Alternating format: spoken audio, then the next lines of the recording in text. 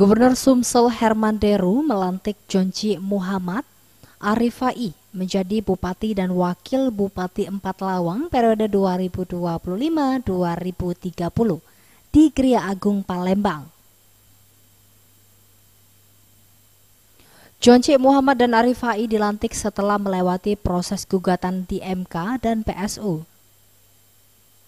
Pelantikan ini dihadiri Menko Pangan Zulkifli Hasan yang juga Ketua Umum DPP PAN dan Mendes Yandri Susanto, Wakil Menteri Dalam Negeri Bima Arya, dan Gubernur Bengkulu Helmi Hasan.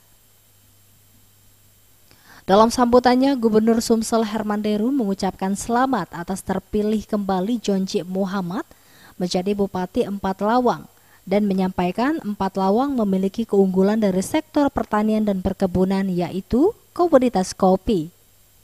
Pribadi atas nama pemerintah Provinsi Sumatera Selatan dan kami semua yang hadir di sini menyampaikan selamat atas telah diembannya jabatan.